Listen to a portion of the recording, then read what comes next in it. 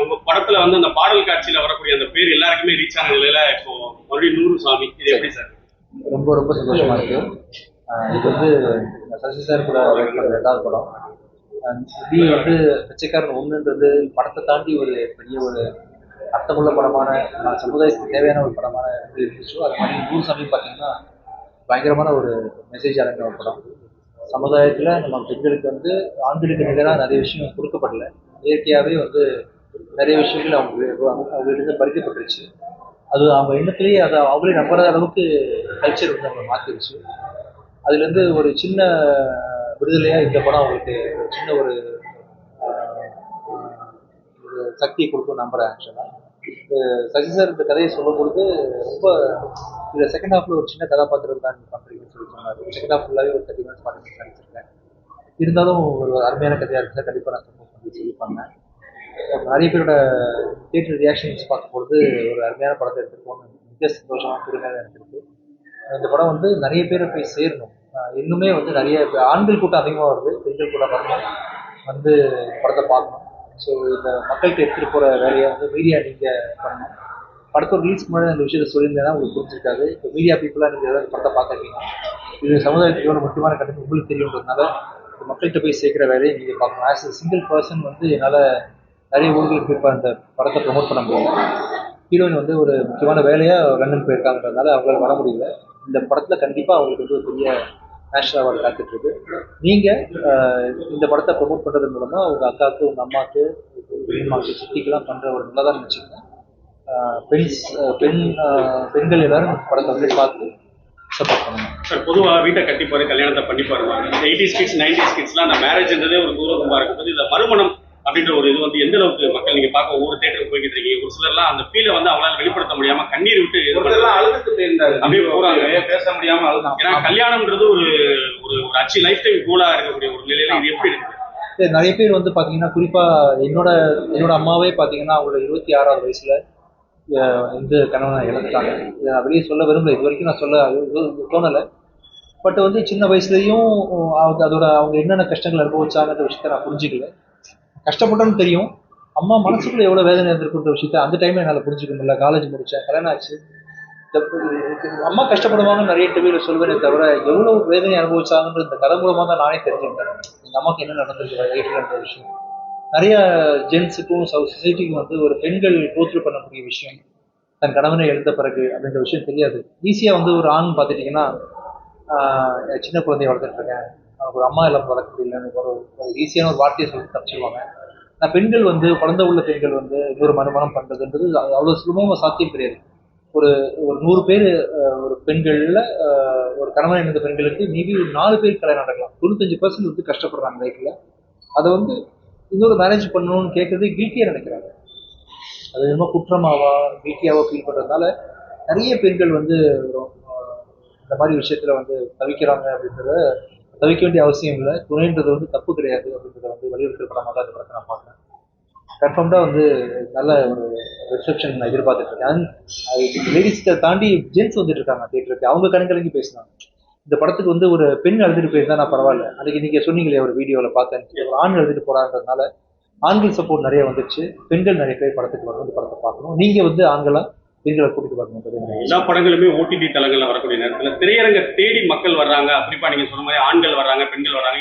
இந்த சமதளத்தை எப்படி பாக்குறீங்க நீங்க? திரும்ப திரைப்படம் எப்படி போய்கிட்டு இருக்கு? நல்லா போயிட்டு இருக்கு ஆக்சுவலா. இப்போ வந்து பாத்தீங்கன்னா ரீசெண்டா ஆஃப் லேட்டா வந்து பாத்தீங்கன்னா இந்த வருஷத்துல பெரிய படங்கள் எது ரிலீஸ் ஆகாம எனக்கு தெரியல.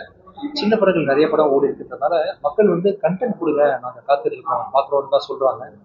அதனால வந்து நல்ல ஆரோக்கியமான விஷயமா படுது. ஸோ இப்படி மக்கள் இருக்கும் பொழுது நல்ல கண்டென்ட்டாக படைக்கணும் அப்படின்ற மாதிரி ஹீரோஸுக்கும் சரி, ஸ்கிரிப்ட் தான் முக்கியன்ற மாதிரி நல்ல கதைகளாக கொடுக்க ஆரம்பிச்சிருவாங்க சினிமா இண்டஸ்ட்ரி. ஒரு இசையமைப்பாளராக, ஒரு பாடகராக பார்த்த மக்கள் தொடர்ந்து ஒரு நடிகராக அவங்கள பார்த்துக்கிட்டு இருக்காங்க. வெவ்வேறு பரிமாணங்களில் வந்துகிட்டு இருக்கீங்க. தொடர்ந்து உங்களை நடிகராக தான் பார்க்க முடியுமா, இல்லை மீண்டும் உங்களுடைய இசையில படங்களை தமிழ் ரசிகர்கள் எதிர்பார்க்கலாமா? அது இப்போதைக்கு கொஞ்சம் படங்கள் பாடிட்டு இருக்கேன். மியூசிக்லேயே ஃபோக்கஸ் பண்ண ட்ரை பண்ணுறேன். இப்போதைக்கு என்னோட படங்கள் ஆரம்பிச்சிருக்கேன். கூடிய சீக்கிரம் வந்து பெரிய ஹீரோஸ் பண்ணுறதுக்கு நான் ட்ரை பண்ணுறேன். இப்போ என்னோட கதைகள் பார்த்தீங்கன்னா பொதுவாக நூறு சாமி, பிச்சைக்காரன் அப்படின்ற மாதிரி கதைகளாக இருக்கிறதுனால அது சீரியஸான பாட்டு தான் வந்துட்டு இருக்கு. எப்போ ஒரு மாஸ் ஹீரோக்கு பண்ணுறேன்னா அப்போ தான் பார்த்தீங்கன்னா ஓப்பனிங் சாங், டிஸ்கோ பாட்டுலாம் வரும். நான் கூடிய சீக்கிரம் ட்ரை பண்ணுறேன். சார், இப்போ சோசியல் மீடியாவில் வந்து இந்த ஏஐ ஜெமினி இதெல்லாம் வந்து என்னன்னா ஹீரோயின்ஸ் வந்துட்டு மார்பிங் பண்ணி தொடர்ச்சியா ஆபாசமான ஒரு விஷயங்கள் வந்துட்டு இருக்கு. நிறைய சின்ன சின்ன பொண்ணுங்களும் சரி, புது வரக்கூடிய ஹீரோயின்ஸ் சரி, ரொம்ப ஆபாசமா சித்தரிக்கிறாங்க. இதை நீங்க எந்த அளவுக்கு நீங்க வந்து வன்மையை கண்டிக்கிறீங்க? இல்ல நம்ம ஆரம்பத்துல இருந்து கண்டிக்க தான் செய்யுது. இதை வந்து ஆதரிக்க முடியாது இல்லை, கண்டிக்க தான் செய்யறோம். ஆனா தவிர்க்க முடியாது. இது வந்து ஃபியூச்சர் இப்படிதான் இருக்கு. கண்டிக்கலாம், நான் நீங்களும் வந்து கண்டிக்கலாம். டெக்னாலஜி வந்துருச்சு, அந்த மாதிரி யாருனாலையும் ஸ்டாப் பண்ண முடியாது. இப்போ வந்து கவர்மெண்ட் நினைச்சா, இப்போ சிஎம் நினைச்சாருன்னா இதுக்கு ஒரு பெரிய அளவு புதுசா இருக்கும். ஏன்னா இது இது உலகளாவிய பிரச்சனை. இது வந்து தமிழ்நாட்டில் உள்ள கொடுமை மட்டும் கிடையாது. டெக்னாலஜிக்கு டெவலப் ஆயிருக்கு, அதை மார்க் பண்ணி போடுறாங்கிறது வந்து உலகம் ஃபுல்லா இந்த பிரச்சனை இருக்கிறதுனால நம்ம தமிழ்நாடு சிஎம் மட்டும் நினைச்சா அதை பண்ண முடியாது. சார், ஒரு இசையமைப்பாளரா நார்மலா ஒரு படத்துக்கு வந்து இசை செய்து சப்போர்ட்டிவா இருக்கும் பட்சத்துல அன்னைக்கு மேனுவலா இருந்தது. இப்ப எல்லாமே ஏஐ வந்துட்டு போது ஈஸியா எல்லாருமே ப்ரொடக்ஷன் கொடுத்தாலுமே அந்த ரியாலிட்டி, அந்த ஃபீல் அப்படின்னு வந்து எப்படி நீங்க ஃபீல் பண்றீங்க? மேனுவல் கிடைக்கிறதுக்கும் ஏஐ வந்து கிட்டத்தட்ட 30 வருஷம் ஆச்சு. இப்போ ரோஜாவோட மியூசிக் நீங்க கேட்டீங்களோ, இன்ஃபேக்ட் புன்னகை மன்னன்ல இருந்தே அது ஏஐ, அந்த கம்ப்யூட்டரைஸ்ட் மியூசிக் வரதான் செஞ்சிருச்சு. அதோட அடுத்த லெவல் தான் நீங்க பாக்குறீங்க. கம்ப்யூட்டர் மியூசிக்கோ ஏஐயோட மியூசிக்கோ நீங்க கேட்கறது புதுசு. ஏஐன்ற வார்த்தை போட்டு பண்றோம், மிஷின் மியூசிக் பண்ண ஆரம்பிச்சு பல நாள் ஆச்சு. என்னதான் பண்ணாலும் வந்து அதுலேயும் சோல்ஃபுல்லான மியூசிக் கண்டிப்பா கொடுக்க முடியும். அதே மாதிரி கேரளால இருக்கக்கூடிய மூவி பார்க்கும்போது வந்துட்டு அது வந்து என்னன்னா தமிழ் மக்களை அதை எடுத்துக்கிறாங்க. அது வந்துட்டு நல்ல கணக்கு சோதனை வச்சா ரிவ்யூ வந்தாலே பயமா எடுத்துக்கிறாங்க, பார்க்க ஆரம்பிக்கிறாங்க. இப்போ நம்மளுடைய தமிழ் படங்கள் அதோட நல்ல நல்ல படங்கள் இருக்குது, நல்ல ரிவ்யூஸ் வருதுன்னு நினைக்கிறீங்களா? அது மக்கள் ஏன் பெருசாக ரீச் ஆக மாட்டேங்குது? இல்ல, ஆகுது. நிறைய படங்கள் ஓட தான் செய்யுது கேரளாலையும். நம்ம எந்த எந்த இப்போ எந்த இந்தியன் ஃபிலிம் இண்டஸ்ட்ரியை இப்போ தொடர்ந்து நம்ம படம் ஓடி இருக்கு, பாகுபலி நம்ம ஊர்ல ஓடி இருக்கு, நம்ம படம் அங்கே ஓடி இருக்குன்ற மாதிரி ஆல்வேஸ் நம்ம படங்கள் நிறைய படம். இன்ஃபேக்ட் கேரளால தான் நம்ம படம் அதிகமாக ஓடும். கேரளாவோட படம் வந்து இங்க இருக்க தமிழோடைய ஆடியன்ஸ் வந்து ரொம்ப ஒரு ஈர்ப்பா இருக்குது. அப்ப ஒரு சின்ன பட்ஜெட்ல சூப்பரா பண்ணிருக்காங்க அப்படின்னு. அதே மாதிரி படங்கள் தமிழ் படங்கள் நல்லா நிறைய படம் இப்போ என்ன சொல்றது, கடைசி விவசாயி சாமி படங்கள் நிறைய படங்கள் நிறைய படம் வந்துருக்கு. ஆனா அந்த அளவுக்கு வந்து ஆடியன்ஸ் கிட்ட வந்து பெரிய ரீச் இல்லையே. இல்ல, கதை தானே எல்லாமே. கதை சூப்பரா கமர்ஷியலா இருந்துச்சுன்னு சொன்னா, எளிய மக்களுக்கும் புரியுற மாதிரி இருந்துச்சுன்னு சொன்னா கண்டிப்பா மக்கள் வரதான் செய்வாங்க, பார்ப்பாங்க. தமிழ் ஆடியன்ஸோட ரசனை எந்த அளவுக்கு இன்னும் மேம்படும்னு நினைக்கிறீங்களா? எந்த அளவுக்கு நல்லபடியா ஆரோக்கியமா இருக்கு? இல்ல, ஆரோக்கியமா இருக்கு. அவங்களுக்கு என்ன வேணுமோ அதை கொடுங்க, அதுதான் அவங்களுக்கு. ஆடியன்ஸ் வந்து இன்ஃபேக்ட் தமிழ், தெலுங்கு, மலையாளம் எல்லாத்தையோட ஒரு பயனியர் இண்டஸ்ட்ரின்றது தமிழ் இண்டஸ்ட்ரி தான். இங்கிருந்து தான் எல்லாம் புரிஞ்சு போனாங்கிறதுனால தமிழ் ரசனை வந்து எப்பவுமே சூப்பரா இது. இன்னைக்கு இல்லை, அன்னைக்கே வந்து மூன்றாம் படை, குதிரை பூக்கள், அந்த மாதிரி நல்ல நல்ல படங்கள் எடுத்த கமிட்டி தான். ஒவ்வொரு படங்கள்லயும் ஏதாவது ஒரு மறக்க முடியாத தருணம், அந்த ஷூட்டிங் ஸ்பாட்டா இருக்கட்டும், இல்லை டேரக்டர் நம்மகிட்ட அந்த டைலாக் டெலிவரி, அவங்களுடைய அனுபவங்கள், அதாவது சுகமான அனுபவங்கள் ஃபர்ஸ்ட் சொல்லுங்க. இல்ல மறக்க முடியாத தருணம் அடுத்து சொல்லுங்க. முதல்ல விவசாயம் நடிச்சேன் இல்லையா குருசாமியில, அந்த கரும்பு பிடிச்ச அனுபவமே தனி. நம்மளாம் பொங்கல் டைம்ல வந்து கரும்பு வரும்போது வளவளன்னு இருக்கும், அழகா அழகா சாப்பிட்டுருவோம். ஒரு ரா கரும்பு நீங்க பிடிச்சி பார்க்கணும் கையில, ஒவ்வொரு மக்களும் பிடிச்சி பார்க்கணும். செதில் செதிலா இருக்கும், குத்தும் கையில. ஆக்சுவலா பிடிக்க முடியாது கரும்பு பிடிச்சி அந்த மக்களோட கையில காய்ச்சி போயிடும். அது முள் குத்துனா கூட அவங்களுக்கு வலி தெரியாத அளவுக்கு, பெண்ணா இருந்தாலும் சரி ஆணா இருந்தாலும் சரி காய்ச்சி போயிருக்கும். அவனை கேட்பேன், வலிக்கலையான்னு கேட்பேன். ஆகிச்சு சார் சொல்லுவாங்க. எனக்கு ரொம்ப கனமா இருந்துச்சு அதை கேட்கும்போது. அந்த அந்த அந்த ஏழ்மை பழகிருச்சு அவங்களுக்கு, அதான் பார்க்க முடியுது. அண்ட் நான் நினைச்சேன், சரி ஃபியூச்சர்ல வந்து மிஷின் வந்து இந்த கரும்பெல்லாம் வெட்டிடாதா, இந்த கை குத்தி அந்த கையெல்லாம் காய்ச்சி போச்சு அப்படின்னு நினைச்சேன். அந்த அவங்க கூட நான் கரும்பு வெட்டினது, கரும்பு வெட்ட சொல்லி கொடுத்தது, எப்படி வெட்டினாங்க அப்படின்னா, அது நம்ம சினிமாவில் கரும்பு காடு பார்த்துருக்கேன் எப்படி இருக்குன்னு சொல்லிட்டு. அதில் நிறைய கரும்பு காட்டுக்குள்ள வந்து நிறைய பிரச்சனைகள், கொலைகள், கற்பழிப்புகள்லாம் கூட நடந்திருக்கு. கரும்பு காடு எப்படி இருக்குன்னு உள்ள போய் பார்க்கும்போது உண்மையில பயங்கர டென்ஸாக இருக்கு. உள்ள போயிட்டா அவ்வளோதான் அப்படின்ற அளவுக்கு இருக்கு.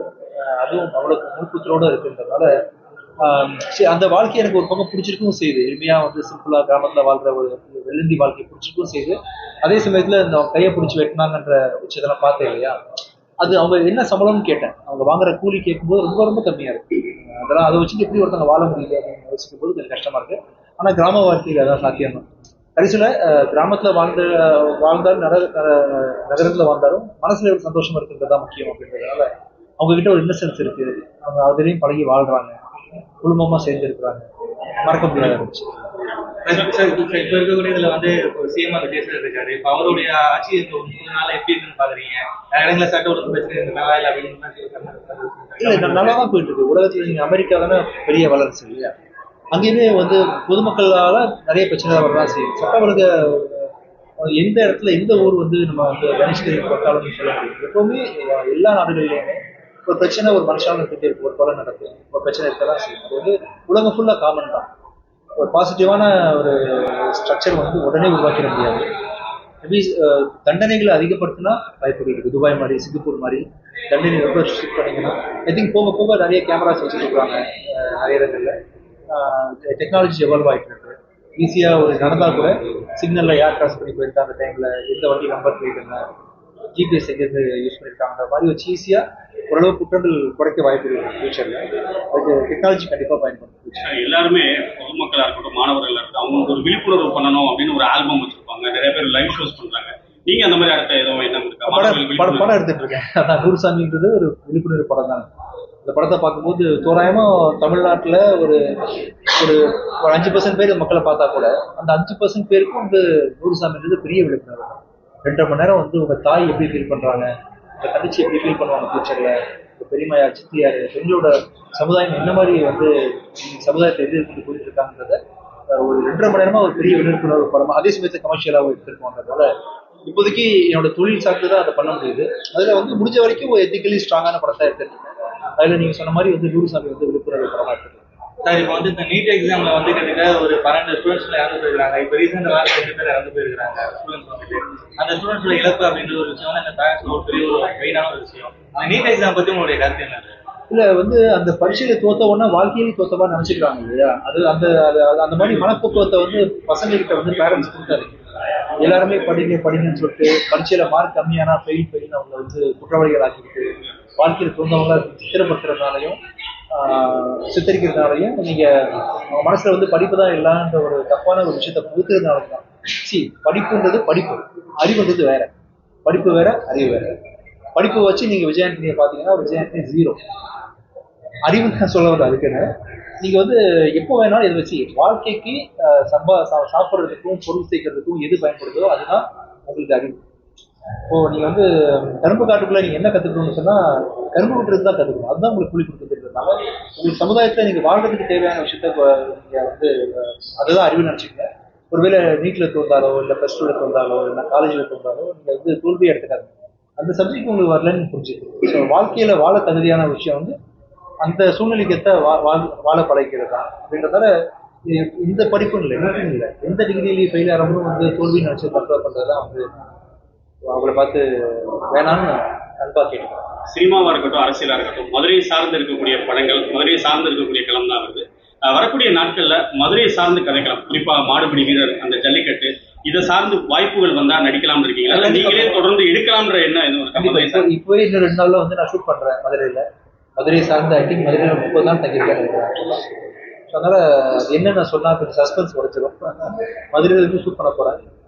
சிச்சுவேஷன் பெர்மிட் பண்ணிச்சுன்னு சொன்னா கண்டிப்பா நம்ம வந்து பண்ணலாம். ஸோ வரக்கூடிய நாட்கள்ல உங்கள்கிட்ட நாங்க எதிர்பார்க்கலாம். நானும் மதுரைக்காரன் தாண்டான்னு எதிர்பார்க்கணும். கண்டிப்பா.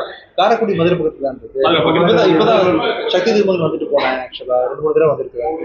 கான்செப்ட் பண்ணிட்டு போனேன்.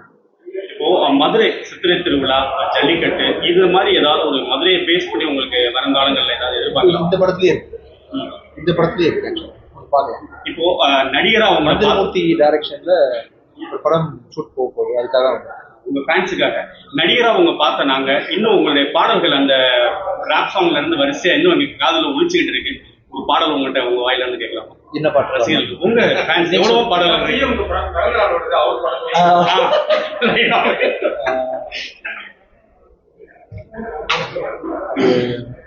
சரி, ஓகே. என் உச்சி மண்டையில சுருங்குது யாருங்களா? ஒன்ன பாக்கல கிருங்குது கிட்ட நீ வந்தாலே அதை விட இப்ப நூறுசாமி ப்ரொமோஷன் பார்த்தா நூறுசாமி பார்க்கணும், அதுக்காக பாடுறோம். 100 சாமிகள் இருந்தாலும் அம்மா உன்னை போல் ஆகிடுமா, கோடி கோடியாய் கொடுத்தாலும் நீ தந்த அன்பு கிடைத்திடுமா, ரத்தத்தை நான் தந்தாலுமே தியாகத்துக்கு ஈடாகுமா, நான் பட்ட கடன் தீர்ப்பேன் என்றால் ஓர் ஜென்மம் போதாதம்மா, நடமாடும் கோயில் நீதானே. சிஎம் வாழ்த்தி சொல்லலாமா? நாளைக்கு சார் இப்போ சிஎம் பாத்தீங்க, அவரு இண்டஸ்ட்ரியில ஆக்சுவலாக எனக்கு வந்து ரொம்ப க்ளோஸ் அசோசியேஷன் நட்பு ரீதியாக தான் பார்க்க போனேன். ஜென்ரலாக ஃப்ரீயாக பேசிக்கிட்டு இருந்தேன். பொலிட்டிக்கலாக எதுவுமே டிஸ்கஸ் பண்ணல. மதர் சென்டிமெண்ட், சிஸ்டர் சென்டிமெண்ட் அந்த மாதிரி ரொம்ப சாஃப்டா போயிட்டு இருக்க ஒரு சூழல் ஒன்று இருக்குது. அது கொஞ்சம் பரவாயில்ல. ஆனா வயலன்ஸான விஷயங்கள் நிறைய இருக்குது. இந்த லோகேஷ் கனாச் படமாகட்டும், இல்லை மாத்தியத்தாவுடைய படமாகட்டும், ரத்தம் தேய்க்கிறதுக்கு இந்த மாதிரிலாம் இருக்குது. ஸோ இதெல்லாம் வந்து ஃபியூச்சர்ல பசங்களுக்கு உண்டான ஒரு எந்த அளவுக்கு பாதிப்பு ஏற்படுதுன்னு நினைக்கிறீங்க? இல்லை இது வந்து அது தேவைதானா? அந்த மாதிரி ஒரு வயலன்ஸ் தேவைதானா அப்படிங்களா? இல்லை, படம்ன்றத படமாக பார்த்துட்டிங்கன்னா பெட்டர். ஆக்சுவலாக வயலன்ஸே ரொம்ப நாளாக எம்ஜிஆர் சார்லேருந்து வந்து கையில் கட்டி வச்சு சண்டை போட்டிருக்காரு. அப்போ நீங்கள் சிலம்பு சுத்தர் வந்து அழகாக சொல்லிட்டீங்க. அப்புறம் வந்து வால் சண்டை போட்டிருக்காரு. நிறைய நடந்திருக்கு இல்லையா? மன்னராட்சி கால பழைய படங்கள் வந்து நிறைய போயிட்டு தான் இருக்குன்றதுனால நீங்கள் வந்து வயலன்ஸ் இப்போ இருக்குன்னு நினைக்க வேணாம். அதை இருக்கிறத வந்து படம் போட்டு காட்டுறாங்க. அதவே வந்து செல்லிங் பாயிண்டாக யூஸ் பண்ணி பண்ணுறதை வேணா தவிர்க்கலாம், கொஞ்சம் குறைச்சிக்கலாம். அப்புறம் நீங்கள் விஷ் கேட்டீங்க இல்லையா வாழ்க்கையில். இப்போ வந்து ஒரு மாதம் பதவி எடுத்து நிறைய புது புது முயற்சிகளை மேற்கொண்டிருக்கக்கூடிய இந்த அரசர் விஜய் சார் வாழ்க்கை. இந்த மதுரை மக்கள் விஜயகாந்த் 3 வரும்போது கூடில் ஒருவன் 2 வருமானம் தெரியல. ஆக்சுவலாக கூடில் ஒருவன் 2 தான் நடந்துட்டு இருக்கு. ஆக்சுவலாக அது வருமானம் தெரியல. நான் ட்ரை பண்ணுறேன் சார். எல்லாருமே அந்த மதுரைக்காரன் தாண்டா மதுரை அப்படின்றத ப்ரௌடா ஃபீல் பண்றாங்க. ஃபேன்ஸுக்காக அடுத்து மதுரை பேஸ் பண்ணி ஒரு படம் எடுக்க போறீங்க. மதுரை மக்கள் எப்படி பார்க்கணும்னு நினைக்கிறீங்க? மதுரையிலே இருந்து நான் ஷூட் பண்ணக்கூடிய ஒரு படம் ஒன்று ஷூட்டிங் போகிறது கூடிய சீக்கிரம். நம்ம அயோத்தி டைரக்டர் மந்திரமூர்த்தியோட படம்.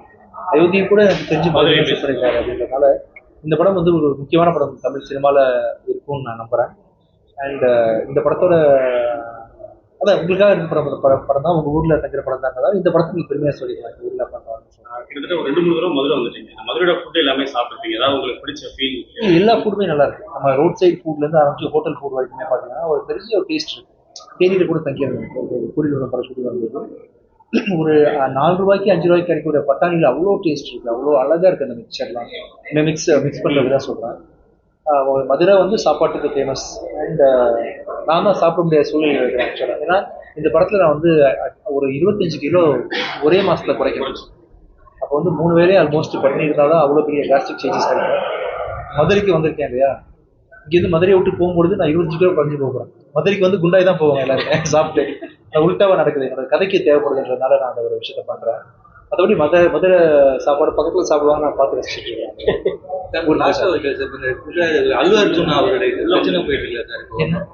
என்னன்னா ஒரு இப்போ அந்த புஷ்பா படத்தோட ரிலீஸ் அப்போ வந்து அதிகமான க்ரௌட் வந்தாலும் ஒரு பொண்ணு புஷ்பா படத்தோடைய அந்த ஓப்பனிங் அன்னைக்கு வந்துட்டு அந்த புஷ்பா படத்தோட ஓப்பனிங் அன்னைக்கு வந்து பெரிய ரசிகல் கூட்டத்தில் வந்து ஒரு பொண்ணு ஒன்று இறந்து போயிட்டாங்க. அதுல வந்து அவர் வந்து ஜெயிலுக்கு போயிட்டு அதுக்கப்புறம் வெயிட்டு வெளியே வந்தாரு. இப்போ மறுபடியும் அவர் வந்து திருப்பி நீதிமன்றத்துக்கு கொடுக்குறாங்க. அவர் வந்து திருப்பி விசாரணை ஒரு ஸ்டாரா இருக்காரு. இப்போ அவருக்கு வந்து ஒரு ப்ரெஷர் ஒன்று வருது சார். இதை நீங்க எப்படி சார் பாக்குறீங்க? நீங்க ஒரு நீங்க ப்ரெஷர் ஆகாதீங்க.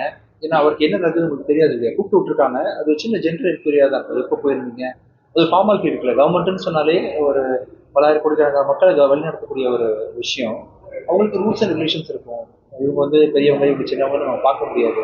ஒரு ஃபார்மாலிட்டி கூட்டம் வச்சிருப்பாங்க. அவங்க உள்ள ஆக்சுவல் நியூஸ் என்னன்னு தெரியாதனால நம்ம பேனிக் ஆக மாட்டோம்.